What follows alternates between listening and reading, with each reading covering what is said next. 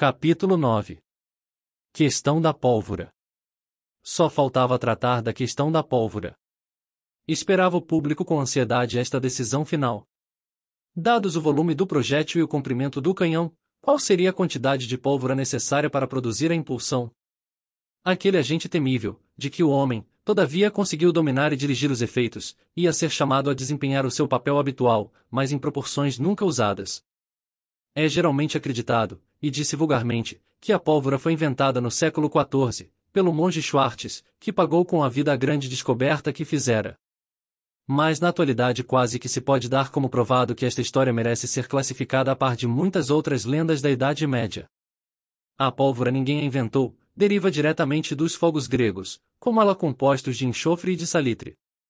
A diferença é que os mistos que em tempos remotos davam apenas pólvora de foguete transformaram-se, com o decorrer dos tempos, em mistos detonantes ou pólvoras de tiro. Porém, se os eruditos conhecem perfeitamente a imaginária história da invenção da pólvora, pouca gente aqui saiba devidamente apreciar a sua potência mecânica, que é exatamente o que é necessário saber para compreender a importância do assunto sujeito à comissão. 1 litro de pólvora pesa, proximamente, 2 libras a 900 gramas, e produz quando se inflama 400 litros de gases. Estes gases, em liberdade, e sob a ação de uma temperatura elevada até 2.400 graus, ocupam um espaço equivalente a 4.000 litros. Portanto, o volume da pólvora em grão está para o volume dos gases produzidos pela sua deflagração, assim como está para 4.000. Avalie-se por isto a espantosa impulsão que hão de produzir estes gases, quando comprimidos num espaço 4.000 vezes mais apertado do que o que naturalmente haviam de ocupar. Isto tudo sabiam, e perfeitamente, os membros da comissão quando no dia seguinte abriram a sessão. Barbicane concedeu a palavra ao Major Elphiston, que tinha sido diretor das fábricas de pólvora no tempo da guerra. Caros camaradas, disse aquele notável químico, vou começar pela citação de algarismos irrecusáveis que hão de ser a base dos nossos cálculos. A bala de 24, de que em termos tão poéticos nos falou antes de ontem o honorado J. T. Maston, é expelida da boca de fogo apenas por 16 libras de pólvora. Estás seguro desse algarismo? Perguntou Barbicane. Absolutamente seguro, respondeu o major. O canhão Armstrong carrega-se só com 75 libras de pólvora para um projétil de 800 libras de peso, e a columbiada de Rosman não gasta mais de 60 libras de pólvora para arremessar a 6 milhas de distância a sua bala de meia tonelada.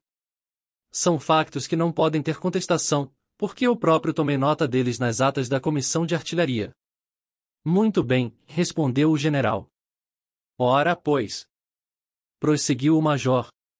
A consequência que devemos tirar destes dados é a seguinte, em que a quantidade de pólvora não aumenta na proporção do peso da bala, e, na verdade, são necessárias 16 libras de pólvora para uma bala de 24, por outras palavras, gastam-se nos canhões ordinários quantidades de pólvora que pesam 1/3 do peso da bala, mas a proporcionalidade não é constante.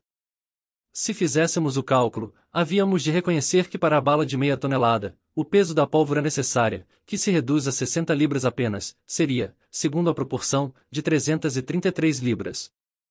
E a que conclusão quereis por aí chegar? Perguntou o presidente.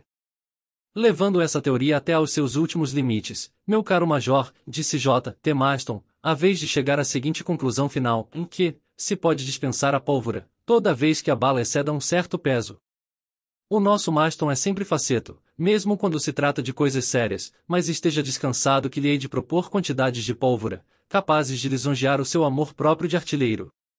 O que eu pretendo que fique claramente estabelecido, é que, no tempo da guerra, o peso da pólvora foi, por experiência, reduzido para os maiores canhões a 10ª parte do peso da bala. Nada mais verdadeiro, disse Morgan. Lembro, entretanto, que será conveniente que acordemos acerca da natureza da pólvora, antes de decidir qual é a quantidade dela necessária para a impulsão calculada.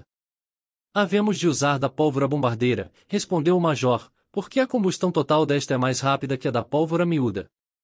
É verdade, replicou Morgan, mas é muito quebradiça, e no fim de tempos vem a deteriorar a alma das peças. Ora!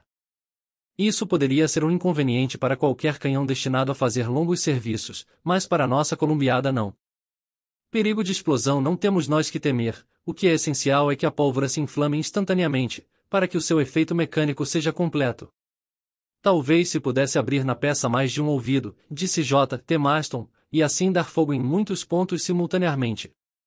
Pois sim, respondeu Elphiston, mas isso iria dificultar a manobra. Insisto portanto na minha bombardeira, que evita essas dificuldades.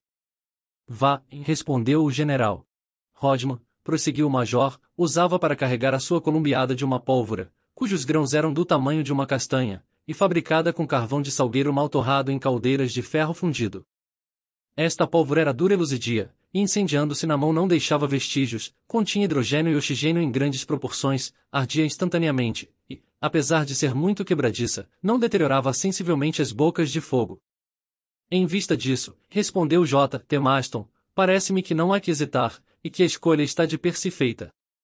A não ser que deis preferência ao ouro pulverizado, replicou rindo, o major, riso que o suscetível secretário pagou com um gesto ameaçador do seu gancho. Barbicane conservara-se até aquele momento estranho à discussão.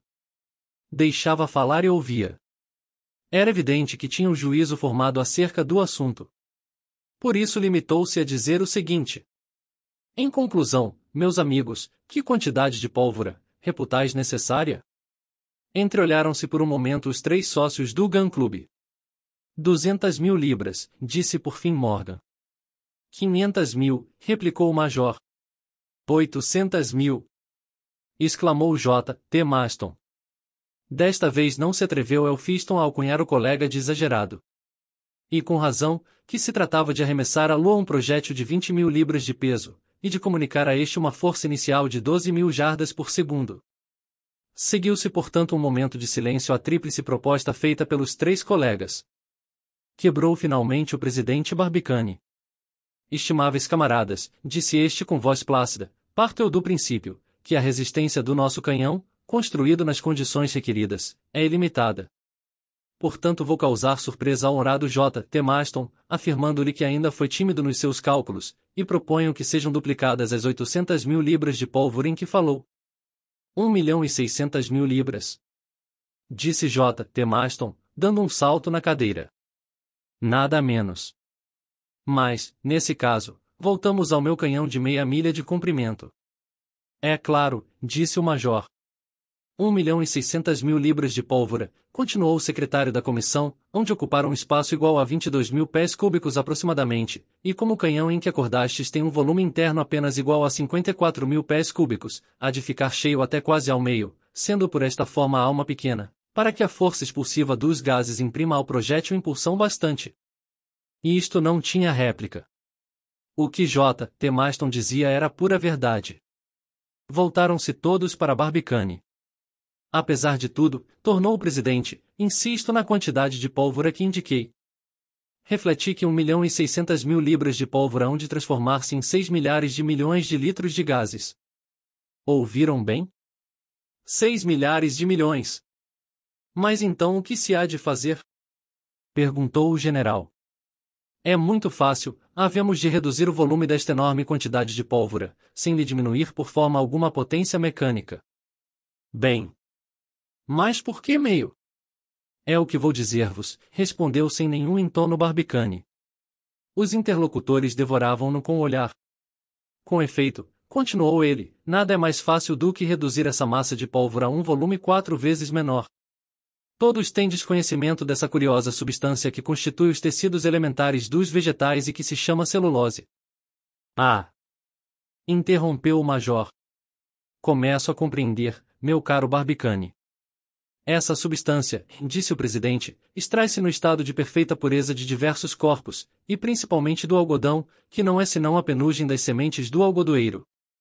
Ora o algodão, combinado a frio com o ácido azótico, transforma-se em uma substância eminentemente insolúvel, eminentemente combustível e eminentemente explosiva. Descobriu esta substância há já anos, em 1832, o químico francês Braconor, e pôs-lhe o nome de xiloidina. Em 1838 outro francês, Pelouse, estudou-lhe as diferentes propriedades, e finalmente em 1846, Chombin, professor de química em Bâle, propô-la para a pólvora de guerra. Esta pólvora é o algodão azótico. Ou piroxilo, respondeu Elphiston. Ou algodão pólvora, respondeu Morgan. Pois não haverá um nome de americano que se possa escrever ao lado dessa descoberta? Exclamou J. T. Maston, movido por vivo sentimento de amor próprio nacional. Infelizmente nenhum só, respondeu o major.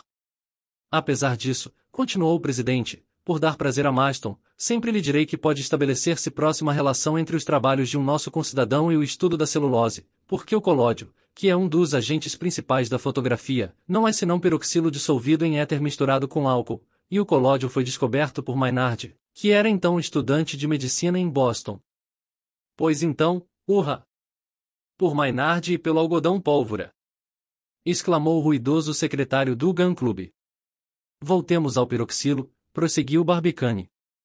Conheceis-lhe já as propriedades que não o vão tornar precioso, e prepara-se com extrema facilidade em mergulhar algodão no ácido azótico fumegante durante 15 minutos, lavá-lo depois em grande quantidade de água, secá-lo e nada mais.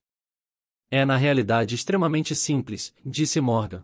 Além disto, o peroxilo é inalterável pela umidade, qualidade que devemos reputar preciosa, visto como hão de ser necessários muitos dias para carregar o nosso canhão, é inflamável a 170 graus centígrados, em vez de 240, e arde tão subitamente, que pode ser queimado em cima de pólvora vulgar, sem que esta tenha tempo de inflamar-se.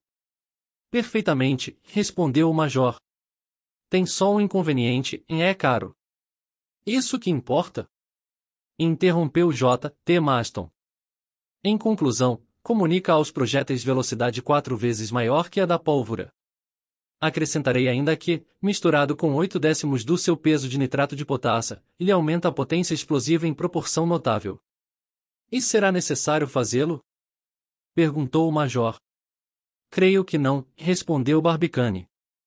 Em conclusão, em vez de 1.600.000 libras de pólvora, teremos apenas 400.000 libras de algodão pólvora, e como se podem comprimir sem perigo, em 27 pés cúbicos, 500 libras de algodão azótico, esta substância vem a encher a nossa columbiada somente até a altura de 30 toesas. Por esta maneira terá a bala percorrer mais de 700 pés de alma do canhão, sob a ação do esforço de 6 milhares de milhões de litros de gases antes de voar em liberdade para o astro das noites. Ao ouvir o final deste período não pôde, de comovido, conter-se. J. T. Maston lançou-se nos braços do amigo com veemência de projétil, metia-lhe as costelas dentro, se a sólida construção de Barbicane não estiver à prova de bomba. Terminou com este incidente a terceira sessão da comissão. Barbicane e os seus audazes colegas, a quem nada parecia impossível, tinham acabado de resolver o problema tão complexo do projétil, do canhão e das pólvoras. Elaborado o plano, restava a execução. Insignificantes pormenores, bagatela, lhe chamava J. T. Maston.